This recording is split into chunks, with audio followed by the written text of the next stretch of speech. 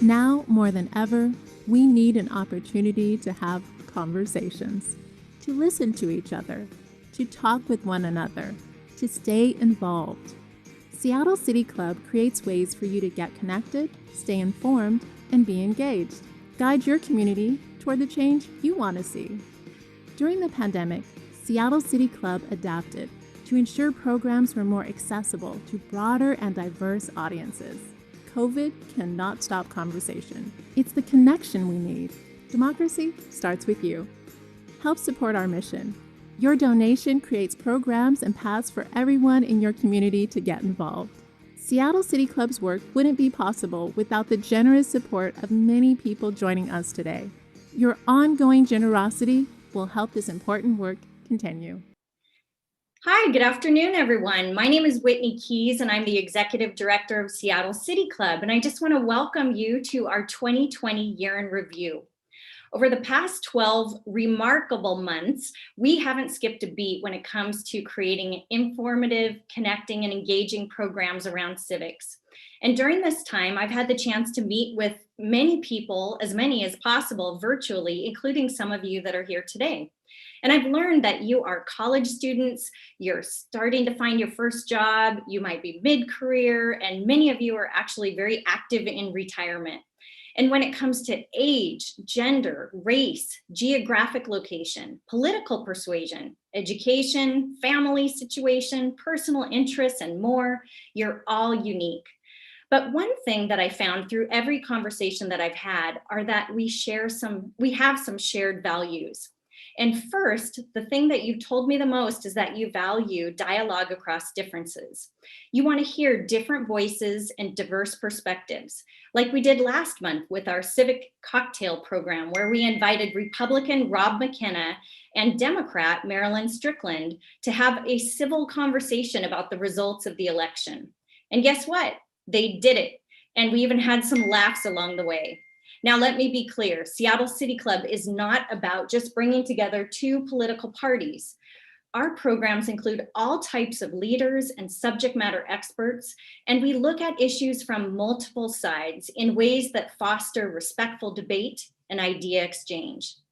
Another thing that you told me is that you value civic engagement and education. And I know engagement seems hard these days when we're doing programs like this virtually. We can't shake hands with someone new that we've met at the coat rack, and we can't give a dear friend a hug or a pat on the back before we sit down. But we're still connected because engagement comes in many different forms. The past few months, we've hosted several virtual civic boot camps that bring people together for intimate conversations with local leaders about critical topics like the environment, racial equity, and even how our local government works. These one-of-a-kind opportunities are all about connecting and engaging and increasing our civic knowledge. Finally, you told me that you value access and inclusion. And let me tell you that in developing and delivering all of our programs, we have kept this top of mind, whether that is including a person living with a disability or someone living in another part of our state, like Friday Harbor or Newport or Wenatchee or Kelso. Through our Washington State Debate Coalition this year, we teamed up with TVW down in Olympia and media partners around the state to host the only televised gubernatorial and lieutenant governor debates. We reached well over 1 million people, ensuring that they had access to these potential leaders before the election. Now, I haven't had the chance to talk with all of you yet, so I'd like to pause for a moment and get your input. And to do that, we're going to put a quick poll up on the screen, so you should see a few questions. And what I'd like to know is, which of these do you value the most? Access and inclusion, engagement and education, or dialogue across differences? And I'd like you to go ahead and click the one that most resonates with you. And then as we're gathering the results, we can talk about them. I do want you to know that this is great timing because we're putting together our 2021 calendar of programs, and I'd love to get your feedback. So I'm hoping that that's given you all enough time to weigh in. Let's go ahead and see those results. Oh, this is fascinating. So we're pretty spread across. It looks like engagement and education is kind of making the rounds as most most valued by all of you, followed by dialogue across differences, and then access and inclusion. Well, I can tell you that we're committed to all three of these, and we're going to continue to do this and infuse this into our programming. And the only way we can do that is by your generous support. And so I want to start off by thanking our annual partners and year in review sponsors. And they include Boeing, Puget Sound Energy, Amazon, and Davis Wright Tremaine. And I have to thank Comcast. They have been a phenomenal partner of ours. They have given us continued support, and they've helped countless times this year, going beyond their original commitment. And a final thanks goes to AARP, Alaska Airlines, the Bill and Melinda Gates Foundation, BNSF Railway, Lane Powell, Fred Hutch, Echo Northwest, Columbia Bank, Seattle University, Virginia Mason, and Pemco Insurance. Now, I've got to thank my fantastic board, and there are a number of the members here today. I tried to acknowledge a few in the chat, but I appreciate all of you being here. And I really want to thank our community members who have generously supported our programs, and some of you have already made financial contributions. And I hope the rest of you will consider making a gift today, because that's the only way that we can continue to bring you these unique programs. And you can make a contribution through the chat in this program today or on our website. All right, well, let's get this program started. I am thrilled to introduce our moderator, Angela King. I listen to her just about every weekday on KUOW's morning news program. She is an Emmy Award-winning journalist. She's a University of Washington graduate, and she's been a part of our news scene here in our region since the 1990s. So Angela, welcome, and we look forward to this program with you. Whitney, thank you so very much, and a big thanks to Seattle City Club as we reflect on this year in review. 2020. I mean, really, what more do I need to say? I think we all have our one word for the year, so I'm going to go ahead and let you fill in the blank in your mind. But today we've come together so we can bring all of those words together, those emotions, those thoughts, everything that we've had to deal with this past year, and reflect on a year that, to be quite frank, a lot of people are very eager to turn the page on. But then again, there have been some major milestones, some major bookmarks over the past 12 months. It's been a year filled with demands. Some we've heard chapter on verse before. Some of those were met, many were not. From racial justice to the environment, politics, the economy, and of course, COVID-19. So my question is, we had so many tests on so many different levels. How did we do? Better yet, what's next? Although I must say, my boss once said in a previous staff meeting, maybe we should stop asking that question in 2020. But now that it's almost done, I think we're safe to reflect and ask what is next as we approach the new year. Now, to help us navigate the paths that lay before us, we have compiled and gathered together an incredible panel of some of the most respected experts in their field. But before I introduce the panel, I have some housekeeping items we need to take care of. The chat box, as you may notice, is open right now, but we're going to close it once the panel gets started, so it's not as much of a distraction. We will reopen it once our panel discussion is over. But one thing that will remain open is the question and answer box, the Q&A box. Go ahead and leave your questions for our experts there. I will do my best to get to them as quickly and as accurately as I can, but like 2020, the show is jam-packed. We're going to start things off with some questions for our panelists, and here's some of their predictions for 2021. And in between, I'm going to ask a series of what we call rapid response. That's where I will present a subject matter to our panelists, and they will tell us the first things that come to their mind. And I'll do my best as well to give you a heads up as to what topics we're going to be discussing, so you can submit your questions once again in the Q&A box. But right now, I think it's time to introduce you to our panel of experts. First off, and we will introduce them in alphabetical order.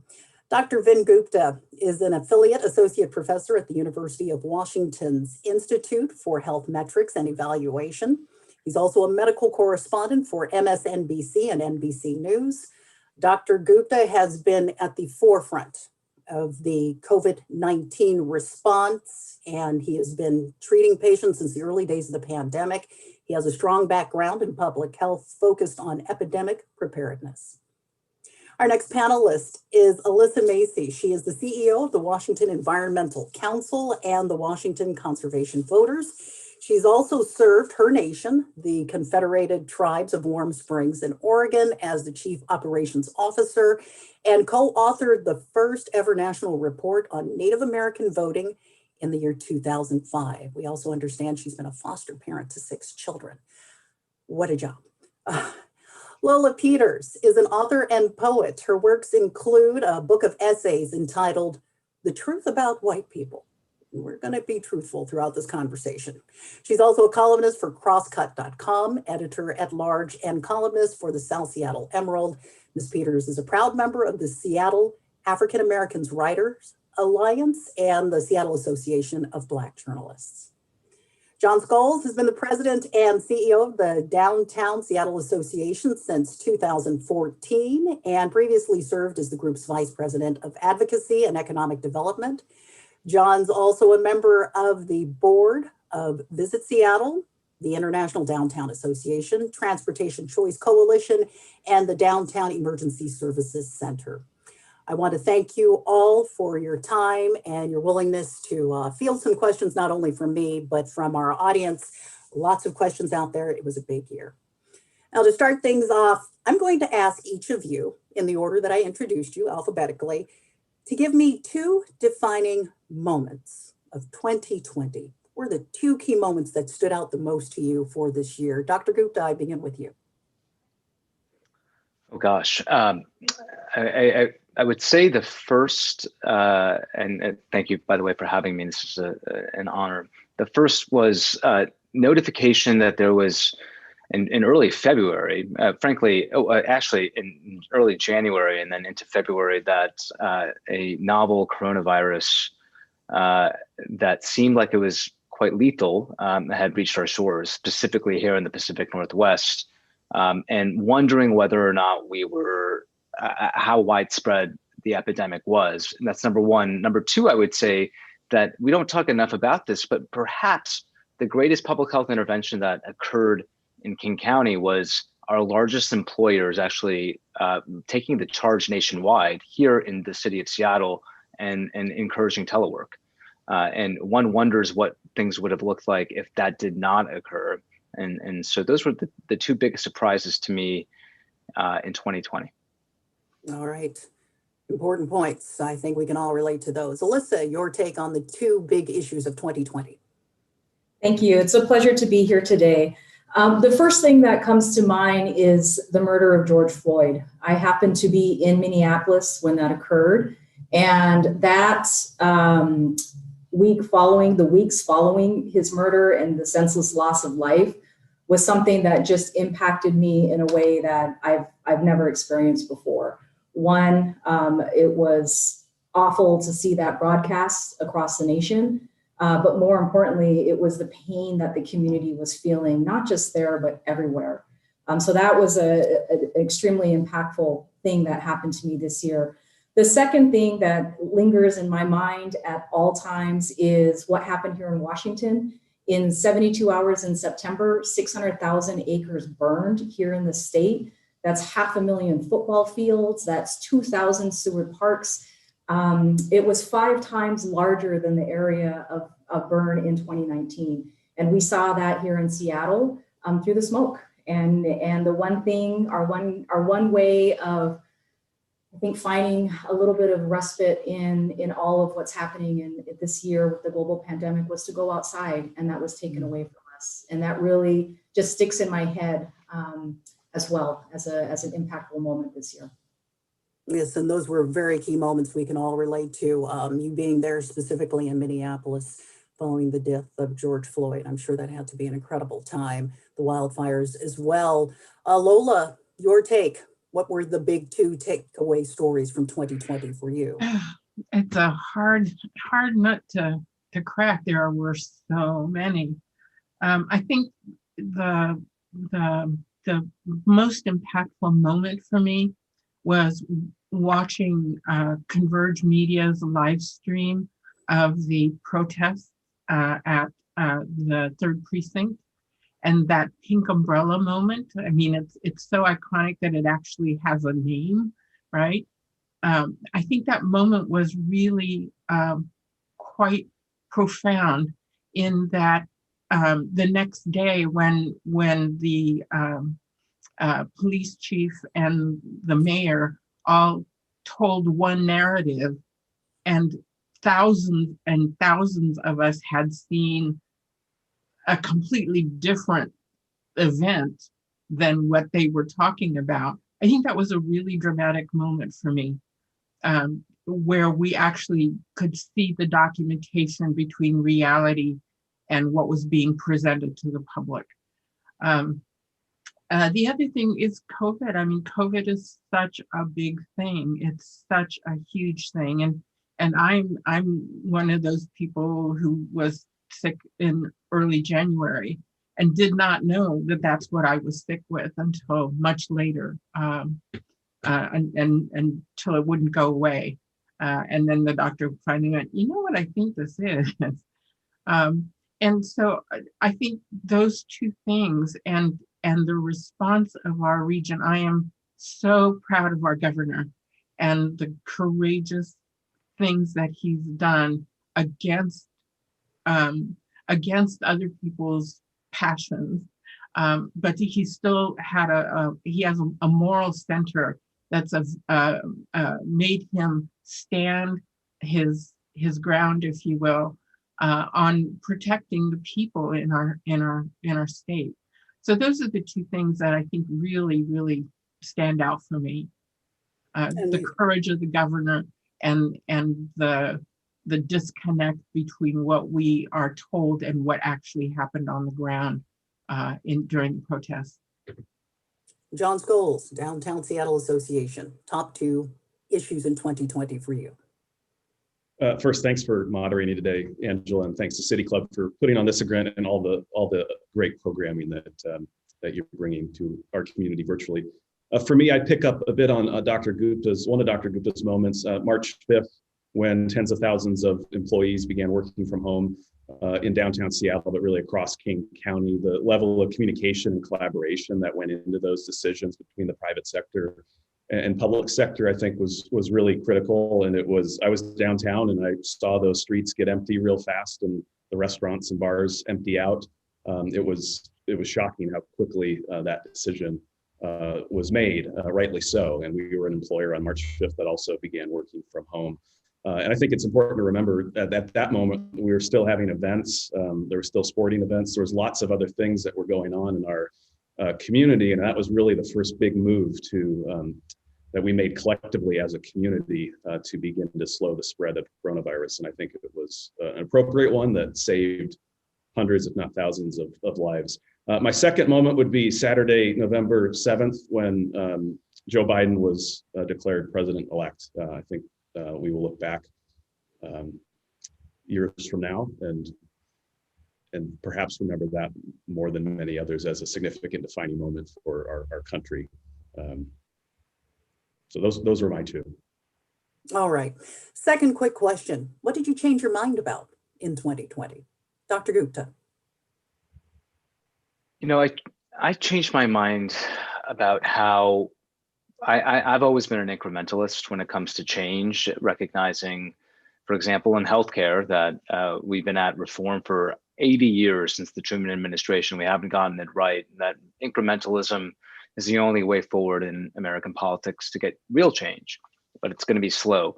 I changed my mind about that. And I am absolutely, even though I'm a pragmatist, really believe we need transformative change, healthcare for all, in whatever formulation that takes. We need it now, because I care still to this day, the patients I care for are the ones who have delayed diagnosis in COVID-19, primarily because they didn't have access to care. And so there is really no time to wait. And I think this pandemic has unearthed the urgency that I previously would recognize, but now really believe that there is no other option and incrementalism won't work. Alyssa, what did you change your mind about? Well, first of all, I want to say yes to what Dr. Gupta said. That is absolutely true. For me, it was about stepping into my power. There has been a lot of challenges for Brown and Black folks who work in the environmental movement in whatever capacity, about one, whether we're believed, whether we're respected of our opinions, whether we bring value. And there have been situations where that has been the case. We haven't been listened to, we haven't been heard. And this year has given permission for a lot of us to say, this is what we believe, this is why. And there are many of us that believe this. And it took away a lot of that fear of feeling like perhaps you were the only one or that you were alone in this struggle. And for me, that has been a really important growth edge for me in 2020, to not be malicious in what I'm saying, but to be very truthful and to be vulnerable. And that has been a power that I think a lot of people of color haven't been able to step into because it hasn't been safe. Now I know there are so many other people out there that believe in the same thing that I do, that we are committed and we're fierce and we're smart and we can make impact, and that we have each other to lean on. And I think that has been really amazing that those connections are being made around the work that we're doing in a time where we feel so disconnected, that we're reaching out and we are embracing each other from afar. And that has been a really beautiful thing. And I'm just really thankful in many ways that for the gifts that have come out of 2020, that is one thing that I looked at as a gift, that a lot of us just said, you know what? Now's the time to be fierce. Now's the time to be powerful. Now's the time to say the hard things, to have the hard discussions. And I feel safe enough to be able to do that. Lola, what did you change your mind about? Yes to both of them. I agree with both of you, especially Dr. Gupta. Absolutely, this is not a time for incrementalism. And I think that probably the biggest challenge in my mind has been about how do we look at things like the need for broadband access in our region. We have talked about, well, do we need to have municipally owned broadband, or do we need to just continue to have different contracts with the providers that we have? And I'm moving even further, even further into the thought that, this is really a utility. We really do need all of us to have access, to have the ability to go online for our jobs, for our schools, for everything. So I'm thinking rather than, I guess the way I changed my mind is rather than moving to complete broadband for all services, that we need to identify what services are utilities related to the internet, and somehow come to a way to create that for our community, because it's not working the way it is right now. It really isn't. We're relying on the generosity of private companies, and they have other agendas. So we need to really think about that in a different way. Such deep reflection, such a busy year. John, quickly, what did you change your mind about? I changed my mind about my role as a leader in addressing systemic racism and diversity, equity, inclusion, both in the community and in my own organization.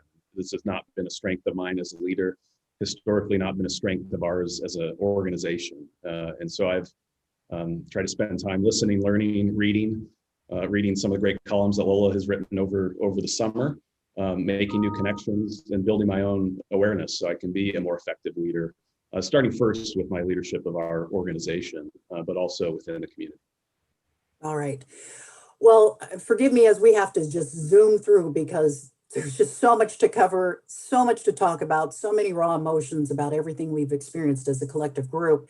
Lots of big news out of Seattle over the past 24 hours. Seattle Mayor Durkan announcing she's not seeking re-election.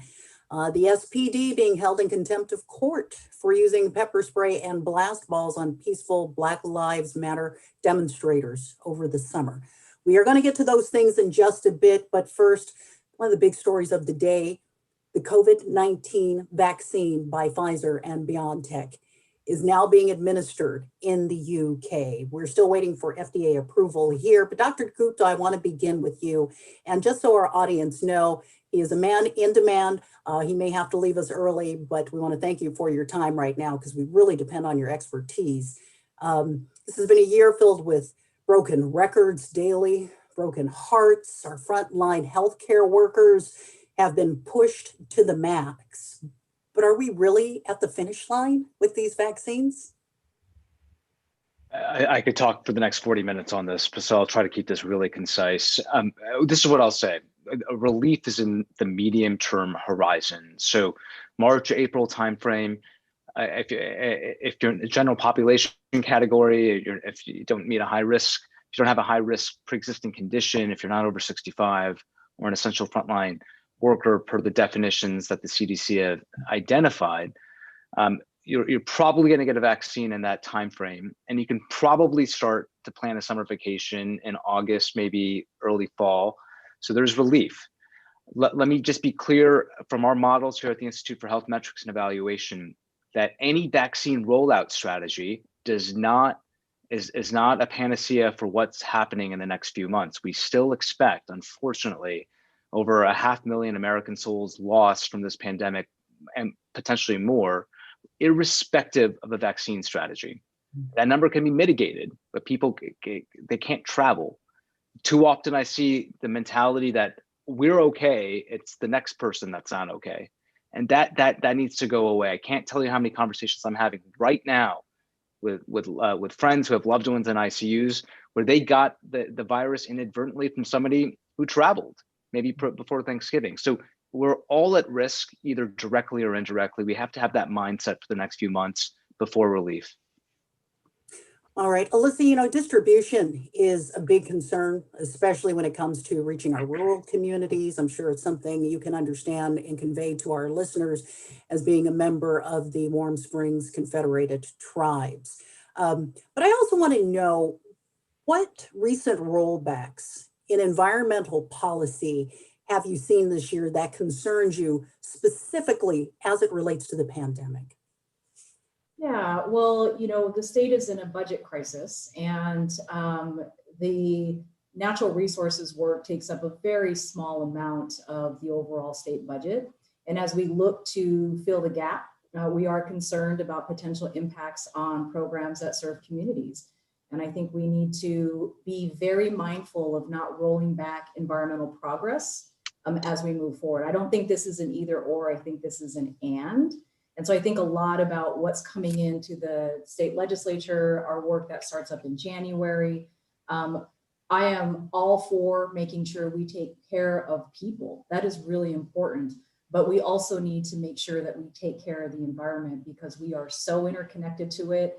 And if anything, this year has reminded us, shown us, given us opportunity to re-engage with nature, to be outside. As we know, state parks in Washington were completely full over the summertime because everybody was camping. I couldn't find anything like camping supplies that I was looking for. I had a hard time finding them because everybody was out. So I worry about what comes next as we look for revenue and how that will impact environmental programs that are currently in existence. And I think it's really important for us to always look at what people of color and impacted communities are saying.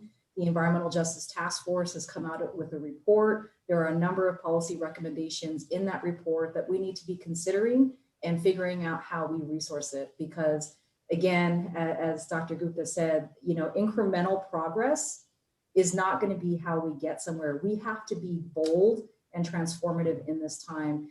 And so for me, I'm just watching and waiting to see how this will play out in the state legislature moving forward. Well, Alyssa, you brought up communities of color. That leads me to my COVID question for you, Lola.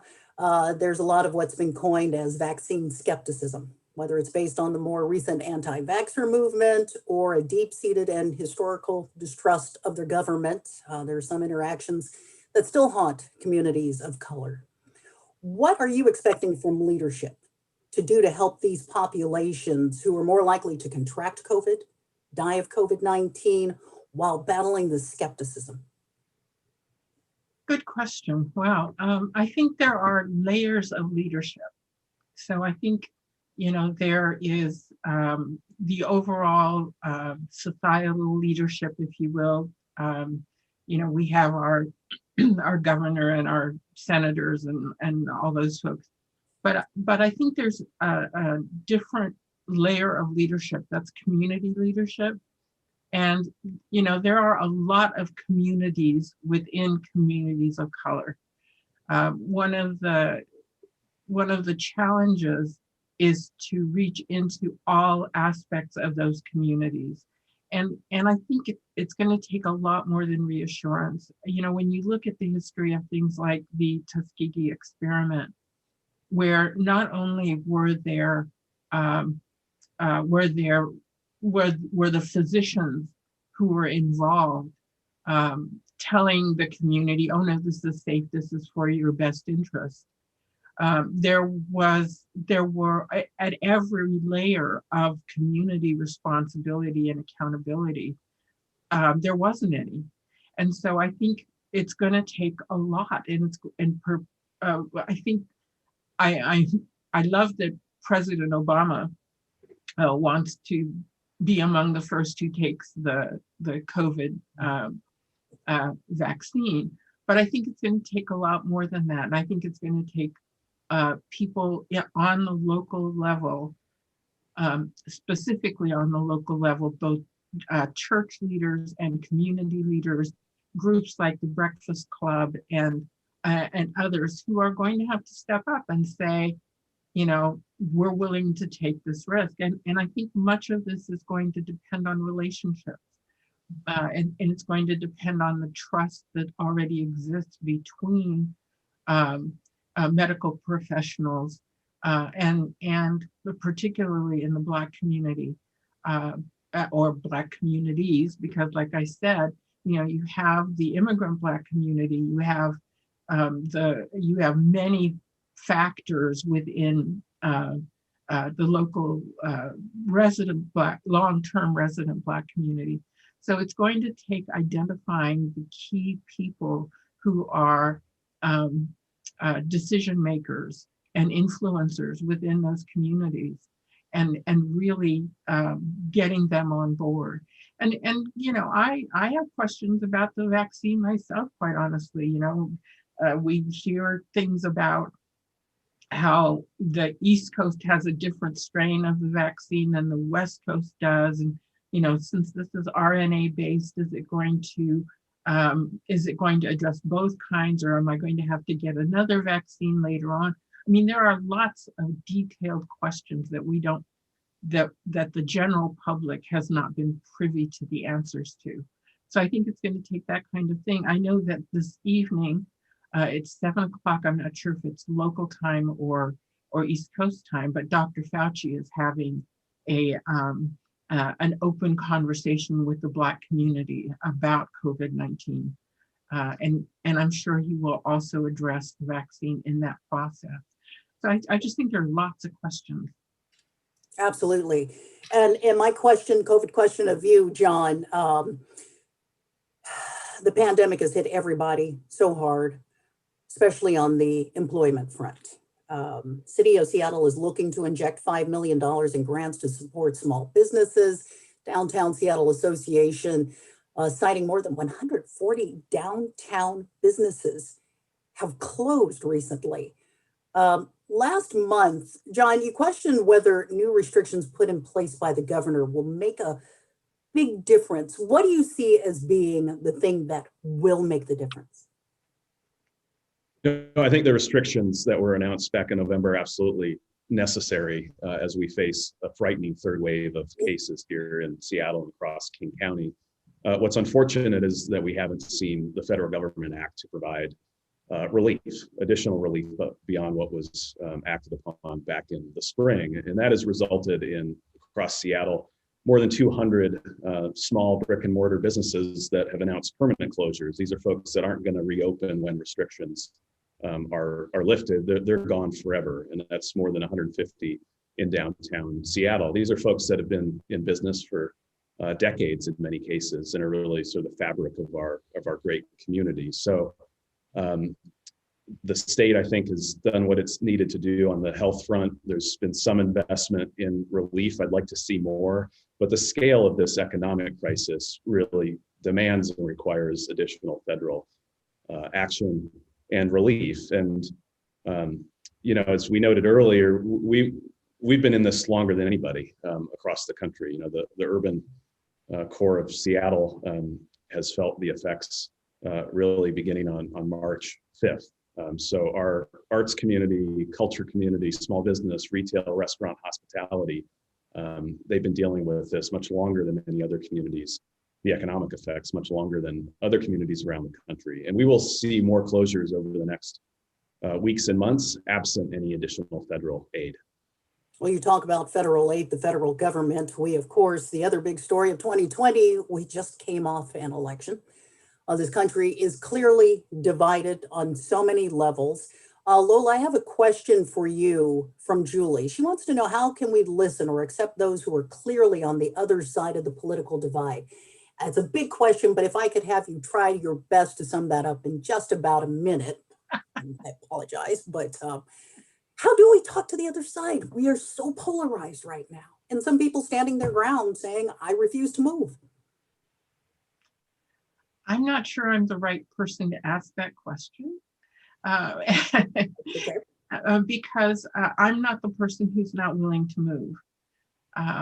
You know, I guess the short answer for me is a phrase. It's a quote, and it's peace without justice is tyranny. And so I think we often seek to find peace without dealing with the issues that create injustice. So if you want me to be quiet, then deal with the issues that I'm talking about. And once those issues are dealt with, I promise to be quiet. I really do. I don't want to be yelling about issues. I really don't. But I will, as long as those issues are not dealt with. Well, we don't want you to be quiet. Lots of folks depend on hearing your voice and your advice and your sage wisdom. I have so many more questions, but I need to keep the program moving. So what we're going to do now is go to our rapid response. Dr. Gupta, and then just the first thing that comes to your mind, each of the panelists, what local issue did not get enough attention this year?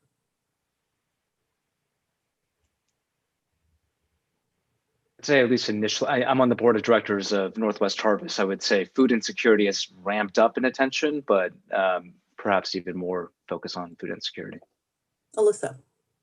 First thing that comes to mind is the incredible number of people that are unhoused right now.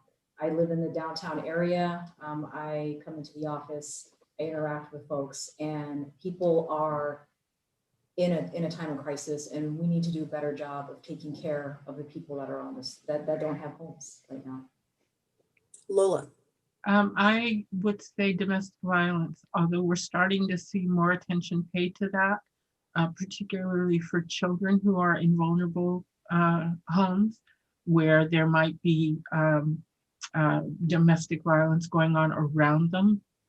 There needs to be some psychological support, and I have to also say, there are also artists who are, or people in the arts who are definitely not getting any attention at all.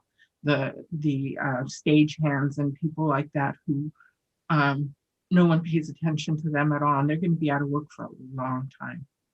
All right, John. +1 to Alyssa's, the homeless humanitarian crisis playing out on the streets of Seattle. All right, and we're going to go in reverse order. In one word, what received too much attention, John, in terms of news coverage? Disagreement. Lola. The current president. Alyssa. That was mine. And I would also say opinion over science. All right, Dr. Gupta. Hydroxychloroquine. All right, that was a word that took some of us a while to learn how to pronounce. Unfortunately, it's become a part of our vernacular as the issue of misinformation, disinformation continues. That is another major issue facing us in 2020. Moving on to the next subject, Black Lives Matter.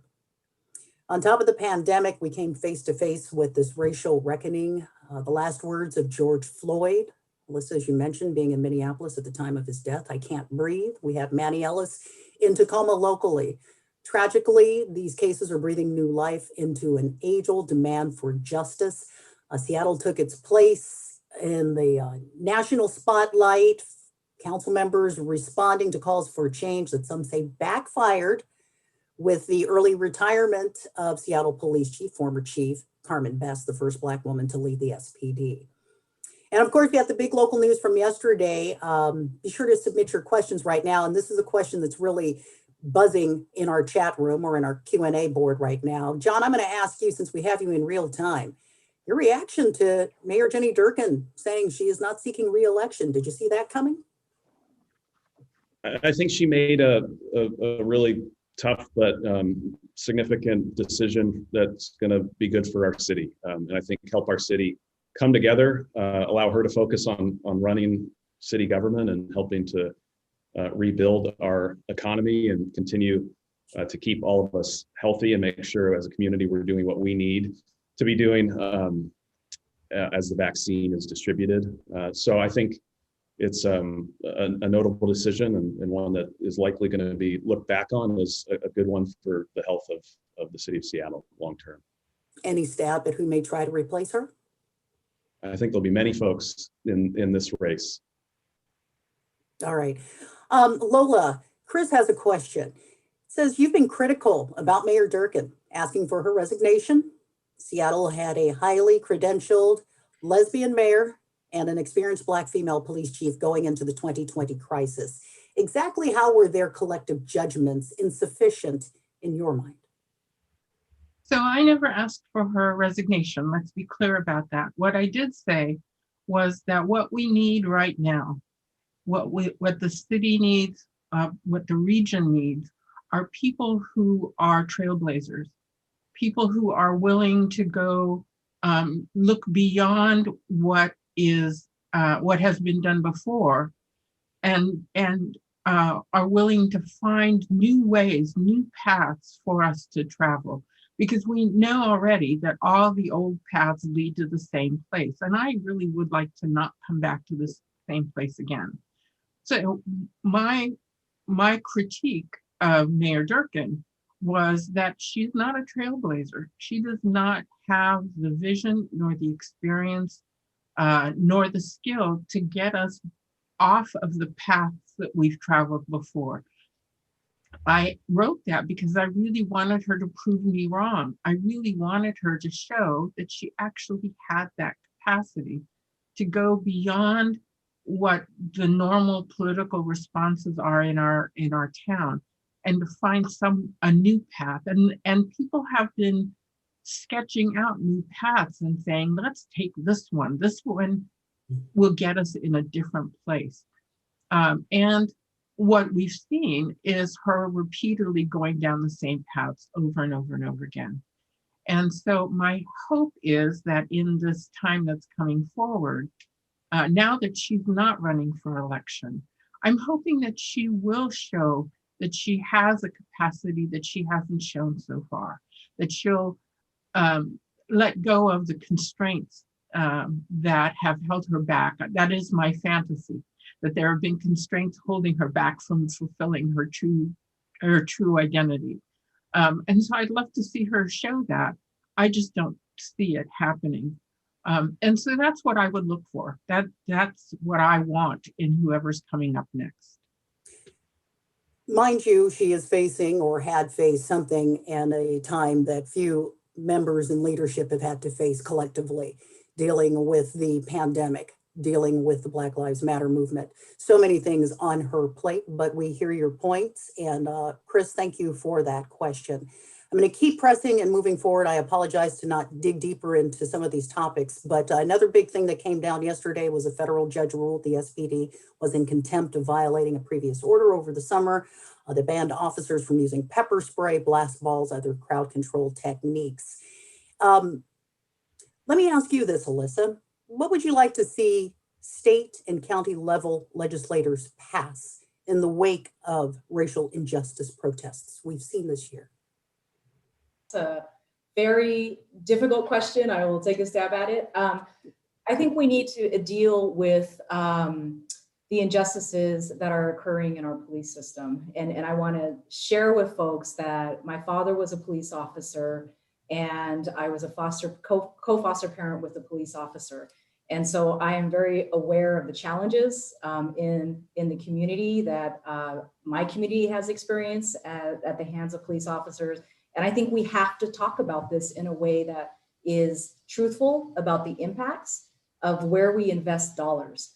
When we invest everything heavily in one place, things suffer. And a lot of what is happening in our communities are not issues where the police need to get involved. They are issues where mental health support is needed, where we need to turn to somebody because we're experiencing domestic violence or we are experiencing a mental health issue. And that is not the place for police officers to be at. So we do need to deal with how we invest in support systems for community, and in particular, young people. We need to invest in young people in very real ways. They are leaders right now. They have been instrumental. They are leading the climate movement in so many ways. We need to listen to them.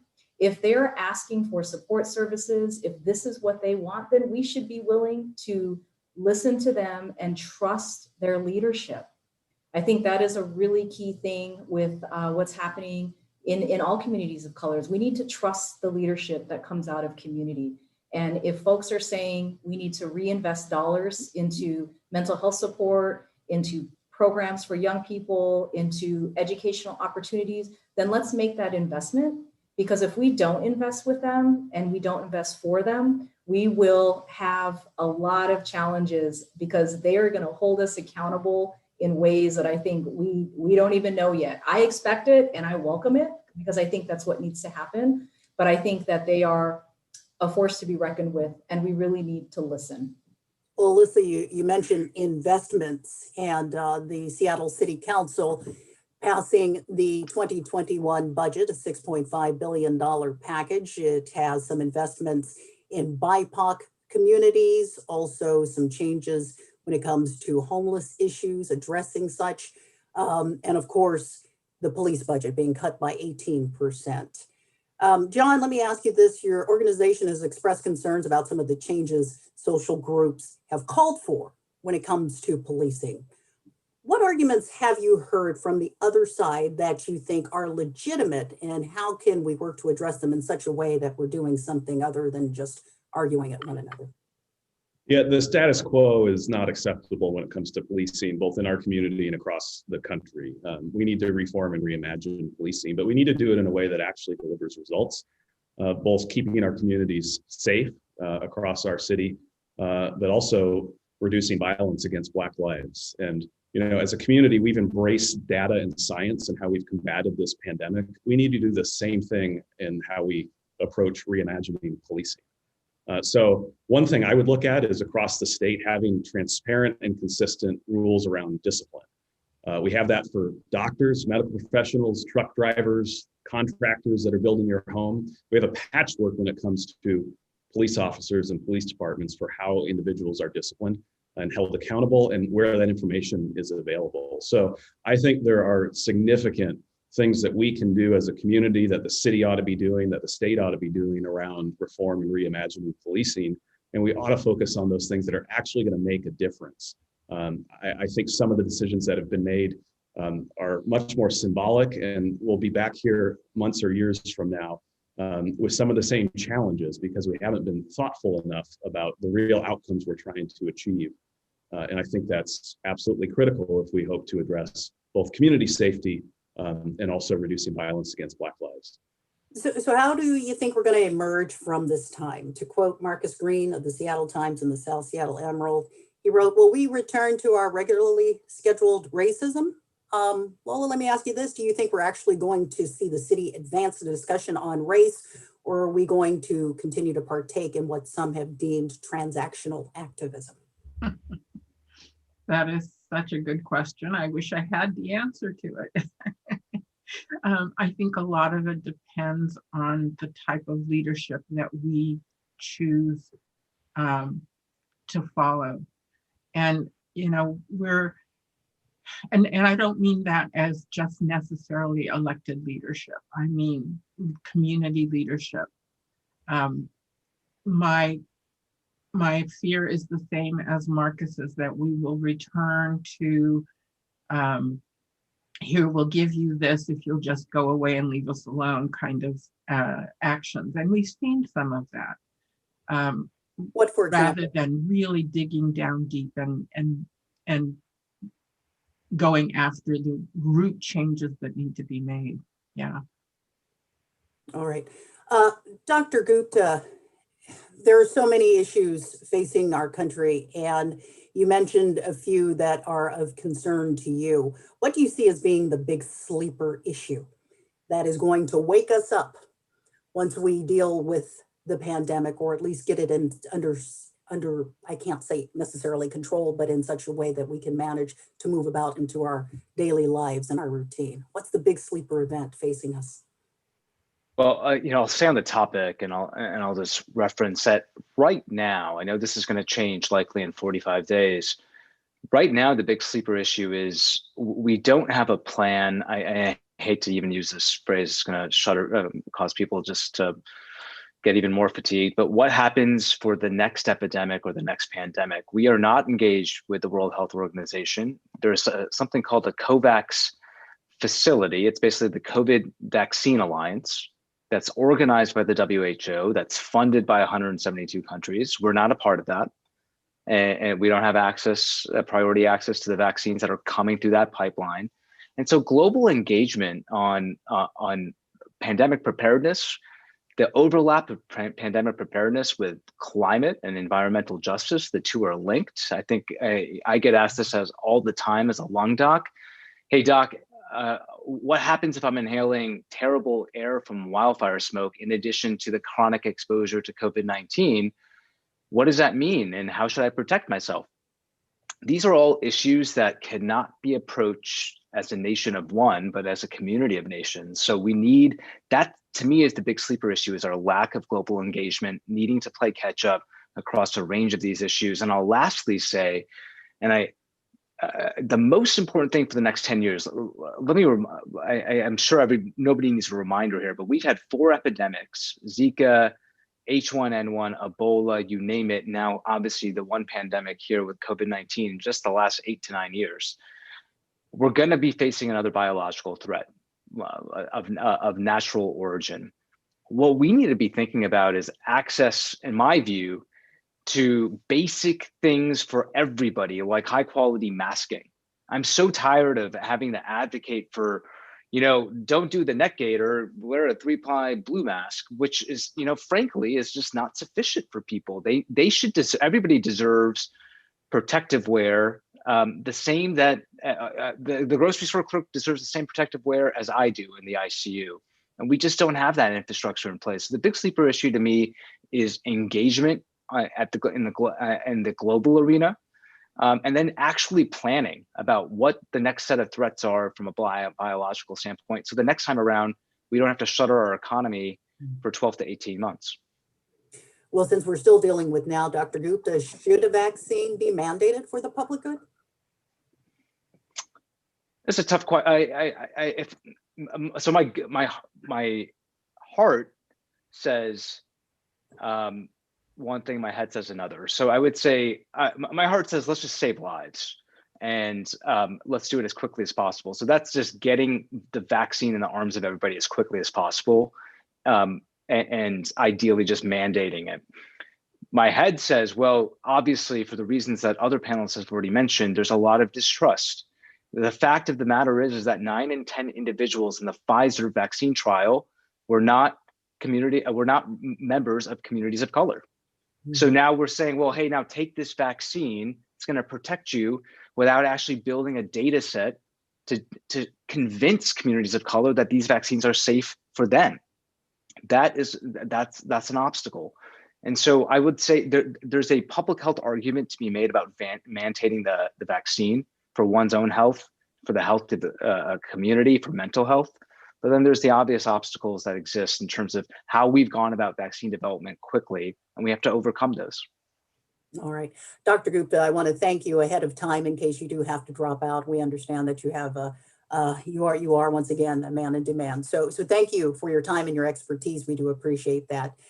John, let me throw this next question to you. What initiatives do you want to see Seattle prioritize as the city rebuilds post-COVID? This question coming from Elizabeth, who is watching online. Housing homelessness and getting treatment to those that have behavioral health issues on our streets. This is a crisis on top of a crisis that has only been worsened and become more pronounced because of the pandemic and the right decisions to limit shelter capacity to stop the spread of coronavirus. But we haven't moved as a city with great enough urgency to really meet the problem, which is a significant number of folks in our community dealing with substance use disorder and mental illness. And the streets and parks and sidewalks of Seattle, in many ways, have become our community's largest mental health facility, but without any treatment available, without any walls or roofs or hygiene or bathrooms. But that's our harsh reality today, is that the largest mental health facility is our streets and our park system. And the concern growing as eviction moratoriums are set to expire at the end of this month. All right, going to move on to another round of rapid response. And I've got a few questions here. We're going to try to get through as many as possible. We've got about 10 minutes left in our panel discussion. Again, thank you to everyone who sent in questions. I've done my best to get them to those whom you've asked me to ask them of. First, rapid response question for you, Alyssa. What was your strongest visual image of the year? Oh, that's a great question. I am a photographer, so I see the whole world through an image of photos. For me, being in the downtown area where I live, the biggest visual thing that I've been seeing, and I'm constantly looking, is just how dramatically it's changed in such a short time. And I know John spoke about businesses that are shut down. I see it. There's a business there one day, and I was trying to support one, and the next day it was gone. And that to me is striking, how quickly things have changed in the downtown area from a visual perspective. John, the visual image for you in 2020? The murder of George Floyd, no doubt. All right. Lola. A friend of mine, Tandy Williams, put an image up on Facebook, and it is of a Christmas tree that is wearing a surgical outfit with a COVID, with a mask and gloves and a hat and booties. And I thought, yep, there it is. There's our year in a nutshell right there. That does paint a picture and says a lot. Alyssa, what movie, song, book, or show got you through this time? Very quickly. I watch a lot of Netflix and Hulu and all of that. I think it's called Little Fires Everywhere. It's a show on Hulu. I think that's what it's called. And it is about, it has a lot to do with conversations about race. And it could be Little Fires Everywhere, All the Fires Everywhere. I don't know. It blew my mind, and I think everybody should watch it. All right, Lola, what song, movie, show got you through this year? Star Trek everything. Star Trek for me is the world that I want to live in. And so Star Trek everything. A lot of people probably agree with you. Want to be somewhere else right about now. Exactly. John, how about you? I would just say music in general. I'm a huge music fan, a huge fan of live music. I've missed the ability to go to shows. So I have music playing just about everywhere I am all the time. So music has been key. What good thing happened in 2020? Lola, let me throw this one at you first. Oh, wow. Wow. There are lots of good things that happened in 2020. So the publication of a book called Spirited Stone, Lessons from Kubota's Garden, which is a collection of wonderful stories and poems and photographs related to Kubota Garden in Rainier Beach. And I just, it's such a beautiful work and something that I find really invigorating and inspiring as well. So, yeah. How about you, Alyssa? Good thing in 2020.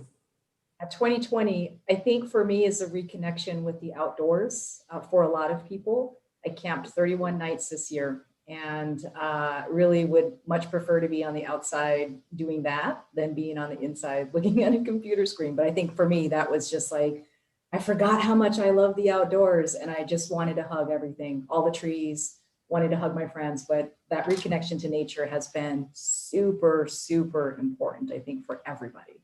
All right, well, it may be a while before we can hug our friends again, but a tree we can wrap our arms around. John, how about you? I think the increase of vulnerability in the workplace, certainly true for our organization, but I think true for many others as well, as we are all just humans dealing with this pandemic, first and foremost, before we're employees or employers. And so just the amount of vulnerability that is now part of conversations among teams and in organizations that maybe wasn't there before, where we had brighter lines between work and home. And I think it's really necessary for organizations that are early on in their journey to address systemic racism like us, to be able to bring that vulnerability and grief and pain and those conversations into your workplace so that you can be much more effective in taking steps and actions as a private company or a nonprofit organization to address systemic racism in the pursuit of your mission or your business venture. All right, in one word, how would you sum up your social media feed? Alyssa. Yoga. Okay, wasn't expecting that one, but that works. Lola? Wow. Varied.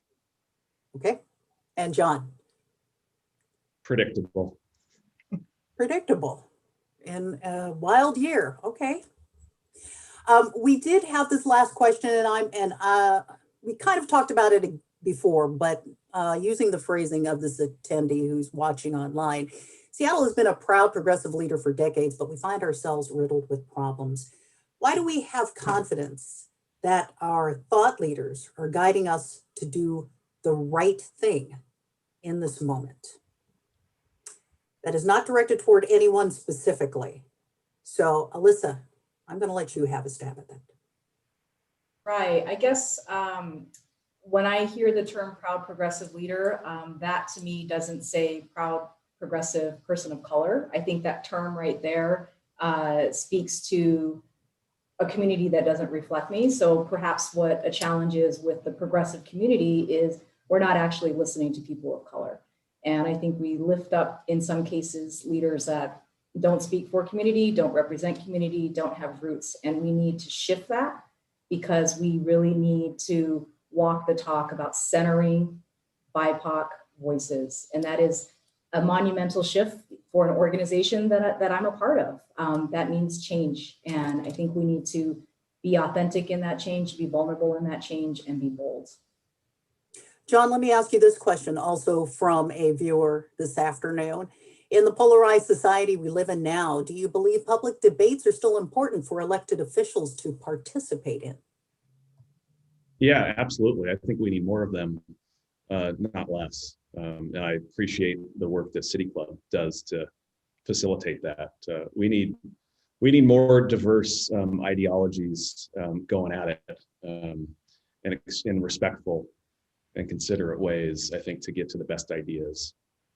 All right. And the final viewer question, Lola, I'm going to save for you. What is the one action an individual can take to improve life in our community? One thing, pay attention, read, view, and go outside your comfort zone. Listen to people who are not like you. Find out why they believe what they believe, what's behind their belief system.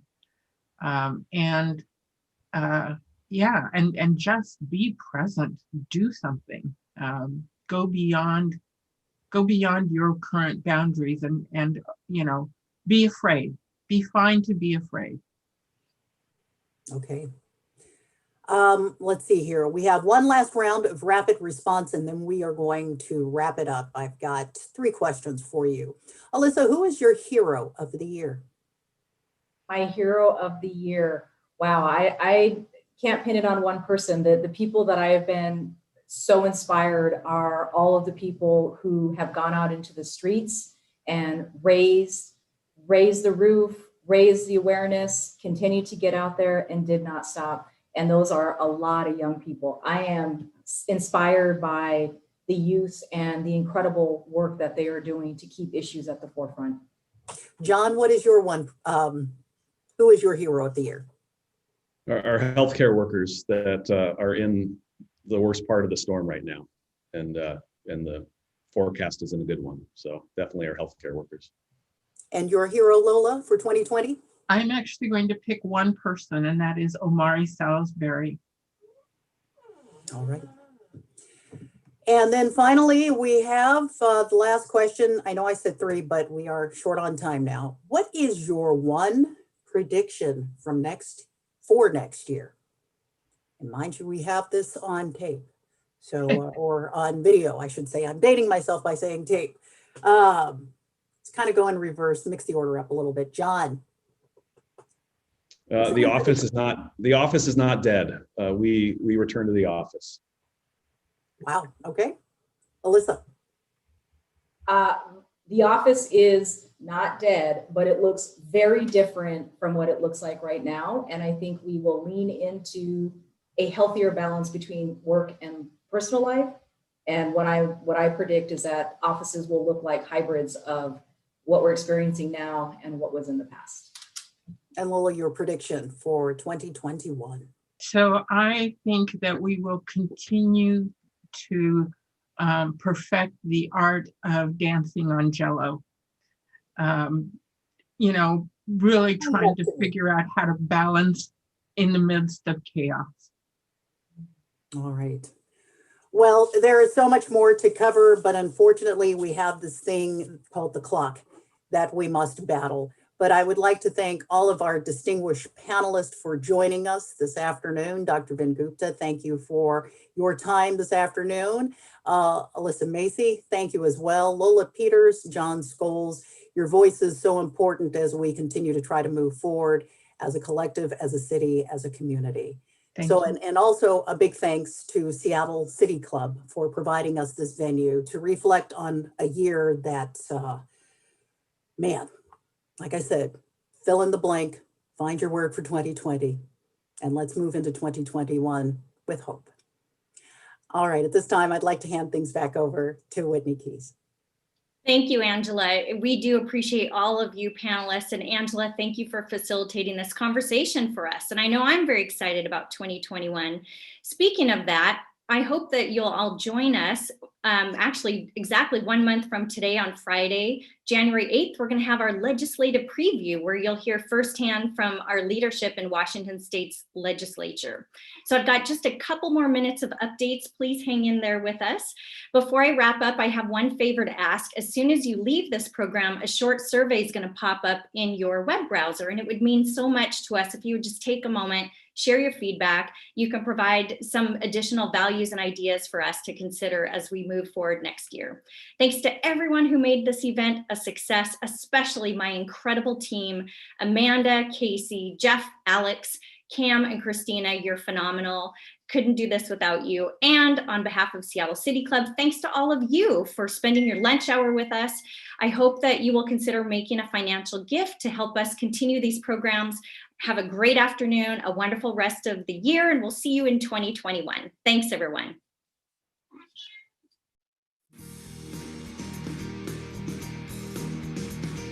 Now more than ever, we need an opportunity to have conversations, to listen to each other, to talk with one another, to stay involved.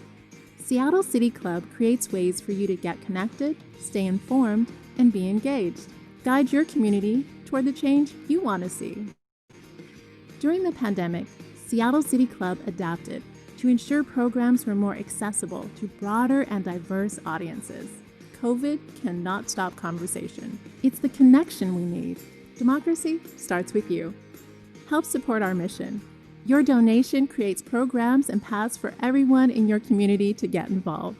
Seattle City Club's work wouldn't be possible without the generous support of many people joining us today. Your ongoing generosity will help this important work continue.